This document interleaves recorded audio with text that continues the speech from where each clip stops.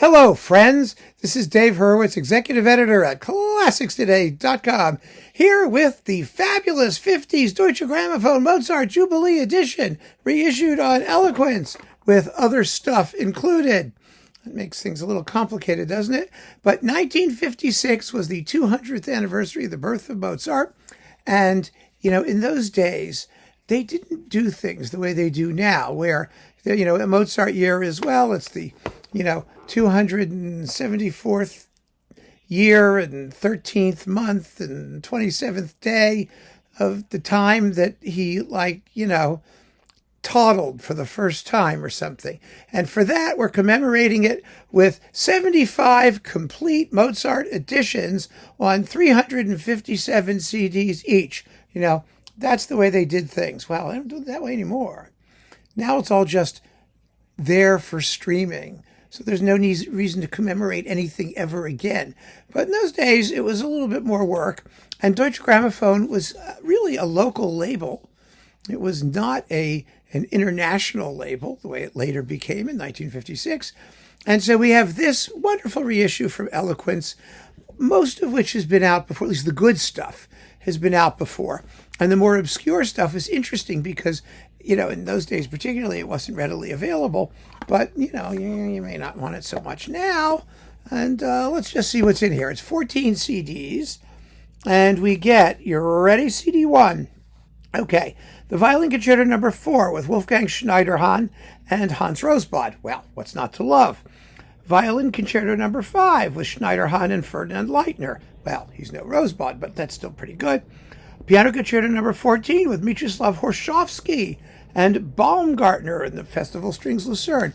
All of these things have been out and about. So if you have them already, you have them already. CD 2, Piano Concerto No. 19 with Clara Haskil and Fricsay. Yeah, a classic. Piano Concerto No. 20 with Helmut Rohloff and Fritz Lehmann with the RAIS Symphony Orchestra Berlin. This is one of those things that was interesting if you were a German local person buying your local label in the 1950s. It was useless to pretend that there haven't been many better recordings of the 20th Piano Concerto. CD 3, Concerto No. 23 with Monique Haas, Berlin Phil and Ferdinand Leitner. Okay, well, that's okay. And Piano Concerto No. 12 with Heinz Schultz Forte Piano and Bernhard Baumgartner with the Camerata Academica des Mozarteums Salzburg. And a forte piano. That was a big deal. This was recorded in 1952. So that, was the nascent period instrument movement, which sounds really very, very nascent. Let's put it that way. Then we've got, wait a momentito. Let's see, we're still on CD 3. I guess we're still on CD 3. Wait a minute, there's another page here. There has to be another page here. Yes, and 2 symphonies. Symphonies 26 and 32, which is the overture in the Italian style with Fritz Lehmann and the Bamberg Symphony. Nothing special. CD 4, Symphonies 29, 35, and 41 with Fricsay and the RAIS Symphony Berlin. Classic Mozart performances, those. CD 5, Eine kleine Nachtmusik with the Bavarian Radio Chamber Orchestra under Eugen Jochum. The Hafner Serenade with Ferdinand Leitner. Leitner was just ordinary. He was okay as an accompanist and whatnot, but, let's not pretend. And then we've got CD 6, the Nannerl Schlepptet for oboe, 2 horns, and strings with the Mozarteum Salzburg Baumgartner people. We've got, the Grand Partita. Oh, that's fun. With members of the Berlin Philharmonic from the 1950s. This was recorded in 56. And there weren't that many recordings of the Grand Partita in those days. So that's really fun to listen to hear the Berlin Phil wind section from that period. String Quartet, the Hunt Quartet, number 17, with the Löwengut Quartet. With Alfred Löwengut and other people like that. It's all right. The Piano and Wind Quintet, again with Helmut Rohloff piano and some reasonably famous wind people that you've never heard of, trust me. Violin Sonata in A with Schneiderhan and Karl Zeeman. And Zeeman has his own box on Deutsche Grammophon with all this stuff in it now. So we've got CD 8, The music for glass harmonica with Bruno Hoffman, of course. I think Bruno Hoffman must have lived to be 175, because who else would have done this stuff over and over and over? So there's that. Then we have piano music, Piano Sonata number 10 in C major, and a rondo, a minuet, the fantasy in C minor, arranged by Maximilian Stadler for solo piano, the Alla Turca Sonata, all with Carl Zeman, who is a less than compelling soloist.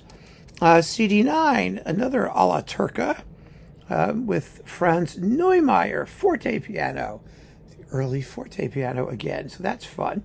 Then there's music for piano, four hands, the Sonata in F major, the Adagio and Allegro in F minor, with Fritz Neumeier and Lily Berger, forte pianists. I mean, I enjoy hearing these things. You know, they're decent, fairly ordinary performances, but the sound is different, and that's what people went for. And sometimes today they still do, even when they should know better. CD10, Ariettes, Canzonette, Lieder and Ensembles, with Margot Guillaume, Helmut Krebs, tenor, Lotte Wulf-Matthäus, alto, Hans Günther Nücker, and Fritz Neumeier, forte piano. Well, this is all charming stuff that would have been quite the novelty. It still is today, actually. I doubt you're a fan of many of these singers, but it doesn't really matter. They sing well, it's a good ensemble, and the forte piano tinkles along appealingly. Then we've got, let's see, there's more stuff, more of that stuff. 72 minutes more of it. Oh my goodness, it's endless. You know, arias, 12 canons, with the Norddeutscher Singkreis under Gottfried Wolters, chorus master. And finally, the Coronation Mass, the Markievicz Coronation Mass, which is, of course, famous. And Exultate Jubilate with Maria Stadler and Fricsay, which is famous. So that's really cool. CD12, Bell and Organ Prelude with the bells of the St. Stephen's Cathedral, Vienna. Oh, that's different, isn't it? And then the Requiem with Eugen Jochum. The singers are Irmgard Seyfried, Gertrude Pitzinger, Richard Holm, Kim Borg. You know, we know this performance with the Wiener Symphoniker. I mean, it's not my favorite Mozart Requiem either, but then again, I really don't care about the Mozart Requiem. CD13, Overtures, Il Re Pastore with Leitner, Les Petits Riens with Leitner, and then a whole slew of them with the Berlin Phil and Fritz Lehmann, all the famous overtures. That's that. And 14 is the Opera Gala, which just has bits of DG's complete opera recordings from the period, 1950-52, with Jochum, Leitner, Lehmann, Leopold Ludwig, and then you've got Idomeneo and like the Marriage of Figaro, and you've got the Abduction from the Seraglio with Ernst Häfliger and Fricsay, that recording, Don Giovanni with Leitner, and you know the kind of stuff. It's like all the little opera excerpts with various famous people or people who were famous then. And that is the 14-disc Mozart Jubilee Gala. Like I said, the famous stuff has been issued by DG in boxes before and is readily available and has been readily available. The other stuff, well, you know, if you really don't have that other stuff and you get this, then you'll get it. If not, it's not so much of a priority. But it's nice to see what they did back then. It's interesting historically, and quite a few of the performances are extremely good. So keep on listening, friends. Thanks for joining me. Take care.